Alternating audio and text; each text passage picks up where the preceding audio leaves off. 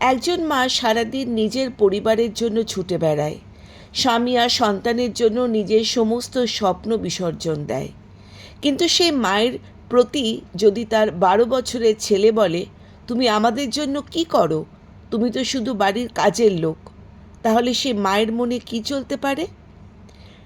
নীরার জীবনেও এমনটিই ঘটেছিল। স্বামী প্রকাশ আর ছেলে পিকুর জন্য উৎসর্গ করেছিল নিজের জীবন। কিন্তু একদিন মাত্র 1,000 টাকা উপার্জন করে বাড়ি ফেরার পথে তার জীবনে এমন একটি ঘটনা ঘটল, যার পর সে সিদ্ধান্ত নিল যে তার পুরো জীবনটাই বদলে গেল। কি সেই সিদ্ধান্ত? কেন নিজের স্বামী সন্তানকে ছেড়ে একা থাকার সিদ্ধান্ত নিল সে? চলুন জানতে হলে আজকের গল্প সংসার জীবন। এই গল্পটা আপনাদের শেষ পর্যন্ত টেনে নিয়ে যেতে পারে, তাহলে এরকম আরও গল্পের জন্য গল্প সঙ্গে চার আড্ডায় সঙ্গে থাকবেন। শুরু করছি আজকের গল্প সংসার জীবন। বেশি কথা বললে ঘাড় ধরে ঘর থেকে বের করে দেব। কি বললি? যেটা শুনলে সেটাই, ঘর থেকে বের করে দেব। বক্তা 12 বছরের পিকু, আর যাকে উদ্দেশ্য করে বলছে সে পিকুর মা নিতা। দুই চোখ বিস্ফারিত হলো নিতার। রাগে ফুঁসছে পিকু। এত বড় কথা মুখ থেকে উচ্চারণ করলি কিভাবে? মেরে দাঁত ভেঙে দেব। আমার গায়ে আবার হাত দিয়ে দেখো, তোমার হাত আমি ভেঙে দেব। আবার চমকে উঠল নিতা। জানা প্রশ্ন ভুল লিখে এসেছে বলে ছেলের গালে একটা চড় মেরেছে, তাতেই ছেলে তেলে বেগুনে জ্বলে উঠেছে। যাও রান্না করো, ঘর গোছাও, এটাই তো তোমার কাজ। মায়ের হাত থেকে প্রশ্নটা কেড়ে নিয়ে চলে গেল পিকু। তুই এতটা বড় হয়ে গেলি পিকু, মাকে এইভাবে অপমান করতে দুবার ভাবলি না? দুই চোখ ঝাপসা হলো নীরার। রান্নার জন্য খুন্তিটা হাতে তুলে নিল।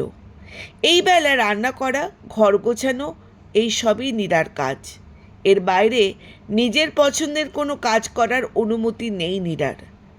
কড়াই নাড়তে নাড়তে 2 ফোঁটা নোনা জল রান্নায় পড়ল। আজ কি খাবার পাওয়া যাবে, না জোম্যাটো থেকে অর্ডার করতে হবে? খাবার বাড়ছি, গিলতে আসা হোক, রেগেই বলল নীরা। ডাইনিং টেবিলে ঠকাস করে খাবারের থালা নামালো নীরা। অপেক্ষায় ছিল পিকু। ফোন হাতে খেলতে বসলো। একবারও মুখ তুলে তাকালো না। মুখ ঘুরিয়ে সেখান থেকে চলে গেল নীরাও। মিনিট 20 পর ফিরে এসে দেখল থালা পরিষ্কার।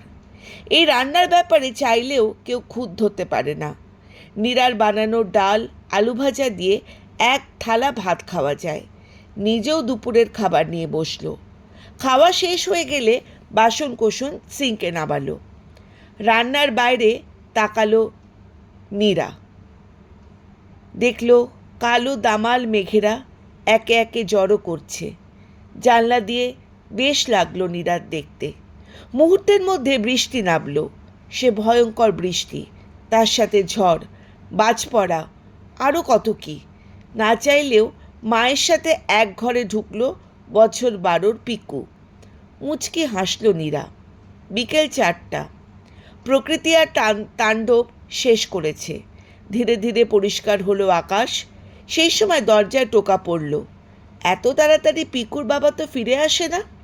তবে কে এসেছে? নীরার ভাবনার মধ্যে দরজা খুলল পিকু। দেখে দরজার ওপারে পাশের বাড়ির পরিচালিকা মায়া দাঁড়িয়ে। ও বৌদি, বাঁচাও গো। কি হয়েছে? আমার ভাসুরের মেয়ের আজ বিয়ে। সাজানোর লোক ঠিক হয়ে গিয়েছিল, বড় রাস্তায় গাছ পড়েছে গো। আসতে পারছে না। এখন এই বিয়ের লগ্নে কোথায় সাজানো লোক পাবো বলো? তুমি চলো না গো, একটু সাজিয়ে দেবে, না হলে ওর এই বিশেষ দিনটা নষ্ট হয়ে যাবে।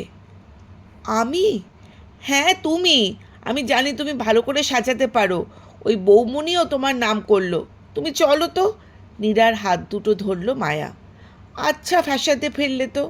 না বৌদি চলো, আমি বড় মুখ করে বলে এসেছি। তোমার দাদা পছন্দ করে না গো, আমি দাদাকে বলে দেব। তুমি এখন চলো তো। 7:30টায় লগ্ন, একটু সাজিয়ে দেবে। শুনল না নীরার আপত্তি। জোর করে নীরাকে ধরে নিয়ে গেল মায়া। বিবাহস্থলে গিয়ে দুশ্চিন্তা মুক্ত হয়ে কনে সাজাতে মত্ত হয়ে পড়ল। মনের মতন সাজিয়ে সকলের প্রশংসা পেয়ে খুশি হলো নীলা। ভালো রান্নার সাথে এই কাজটাও খুব ভালো পারে সে। জোর করে ওরা নীরার হাতে 1,000 টাকা ধরিয়ে দিল। নীরার প্রথম রোজগারের টাকা। এর মধ্যেই নীরার ফোন বেজে উঠল। ভয় চুপসে গেল নীরা। এ যে ওর স্বামীর ফোন। কাঁপা কাঁপা গলায় ফোনটা কানে নিল। ও প্রান্ত থেকে ভেসে আটল, মাগি, সংসার ছেড়ে কোথায় মরতে গেছিস তুই? স্বামীর কথায় ভয় কুঁকড়ে গেল নীরা। কয়েকজোড়া চোখ ওর মুখে তাকিয়ে আছে, তার মধ্যে মায়া অন্যতম। হ্যাঁ, যাচ্ছি। স্বামীকে আর কিছু বলার সুযোগ না দিয়ে ফোন কেটে দিল নীরা। বৌদি, দাদাবাবু কি বকাবকি করছে? জোর করে মুখে হাসি টানল নীরা। না না, জিজ্ঞাসা করছিল কখন আসবো। আমি এবার যাই, বুঝলে? এই বৌদিকে দুটো মিষ্টি দে। কিছু লাগবে না, এখন যাই। রাস্তায় নামল নীরা। এখান থেকে ওর বাড়ি হাঁটা পথে 15 মিনিট। আসার সময় হেঁটেই এসেছে নীরা। এখন যত তাড়াতাড়ি সম্ভব বাড়ি ফিরতে হবে। টোটো করে যাবে মনস্থির করল। বরের একটা ফোনে নিজের রোজগারের আনন্দ ফিকে হয়ে গেল। টোটোর জন্য অপেক্ষা করতে করতে 5 মিনিট অতিবাহিত হলো। নিজের ইনকামের টাকায় একটু মিষ্টি আর আইসক্রিম কিনে নেবে ঠিক করলো।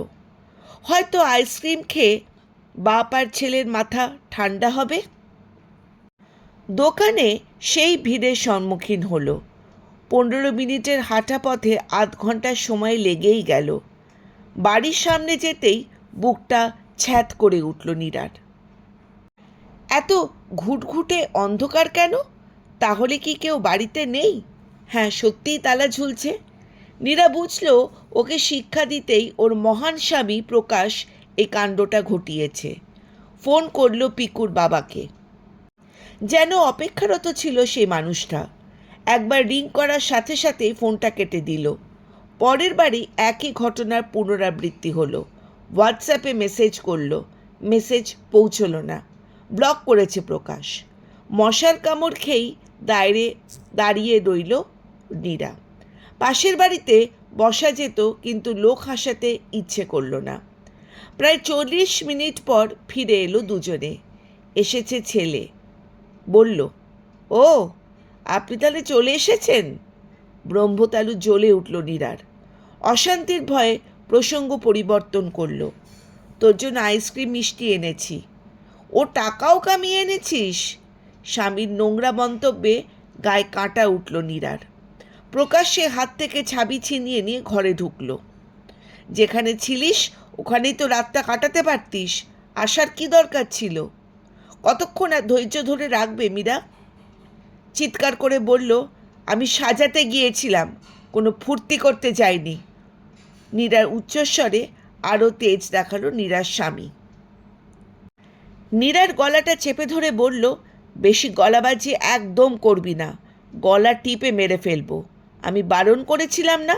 নাপিতগিরি করা আমার পছন্দ নয়। কথা কানে যায়নি? এবার গেলে ঠ্যাং খোঁড়া করে দেব।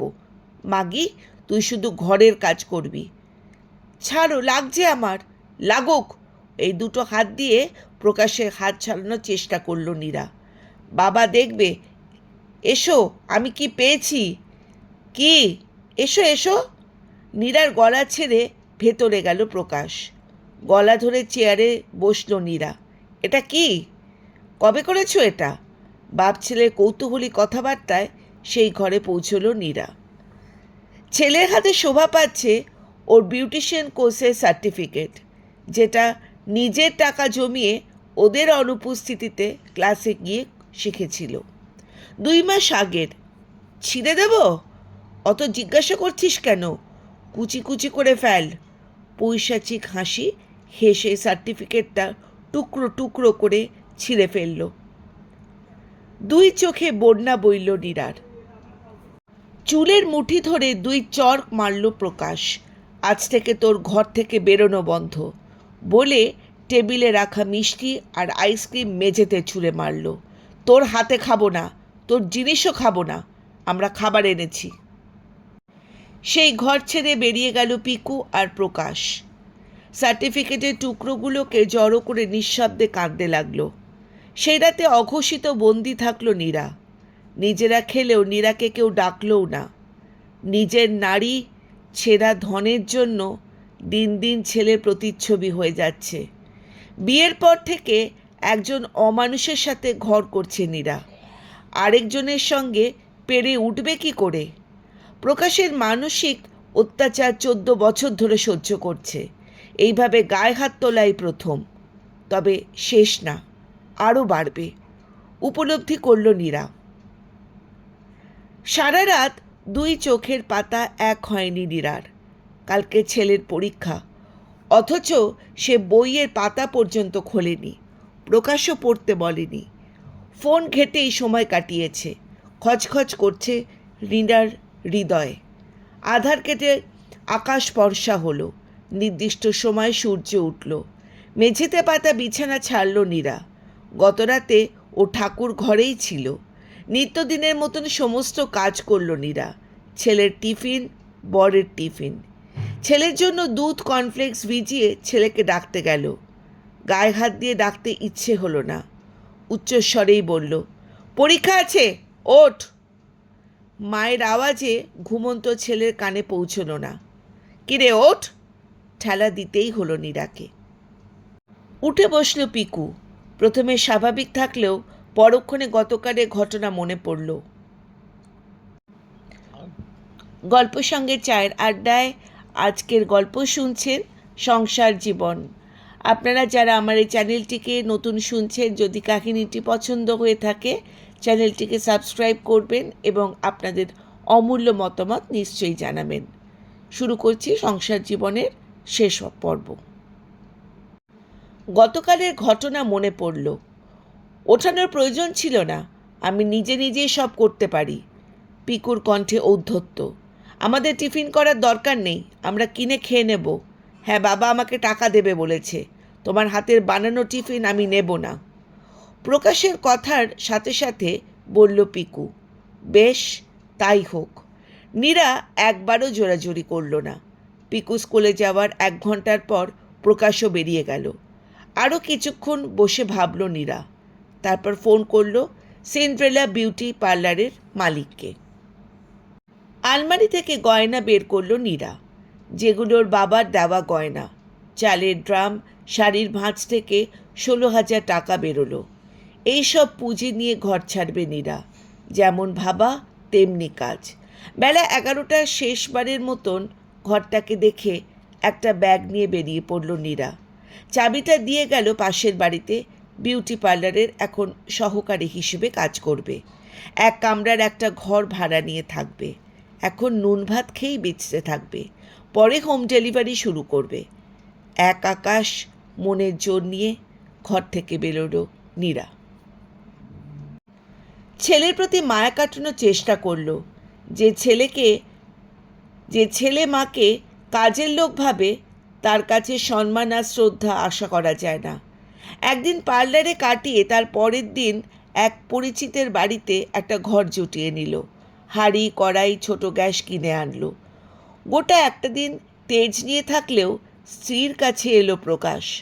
অনেক নাটক করেছ, এবার ঘরে ফিরে চলো। 14 বছরে ওটা আমার ঘর হয়নি গো, একদিনে আমার ঘর হলো। তোমার সাথে মনের বিচ্ছেদ অনেক আগেই হয়েছে, শুধু আইনি বিচ্ছেদটা বাকি। যেখানে আমার কোনো স্বাধীনতা নেই সেখানে আমি আর ফিরে যাব না। তাহলে তুমি সত্যিই যাবে না? না, 1 মাস তো নয়ই। তোমার ছেলের কি হবে? ও তো তোমারও ছেলে। আমি খালি পেটে ধরেছিলাম। ছেলের কথায় স্বামীর সামনে চোখে জলের ধারা নামল। চলে যাও, আমি যাব না। তোমরা তোমাদের মতন ভালো থেকো। স্বামীর প্রস্থানের পর সশব্দে কাঁদতে শুরু করল নীরা। একজন গৃহকর্ত্রীর কাছে সংসার ছেড়ে আসা মানে নিজের হৃৎপিণ্ড নিজে হাতে উপড়ে নেওয়া। স্বামী, সন্তান, সংসার ছেড়ে আসার কষ্ট শুধু একজন গৃহিণী উপলব্ধি করতে পারে। চোখের জল মুছে সোজা হয়ে বসল নীরা। সামনে আরও যুদ্ধ বাকি। তবে তোমাদের মানসিকতা যদি সারা জীবনে পরিবর্তন না হয়, তাহলে সারা জীবন আমি আলাদাই থাকব, আর আত্মসম্মান খুইয়ে ওই বাড়িতে আর পা রাখব না। এটা আমার দৃঢ় প্রতিজ্ঞা।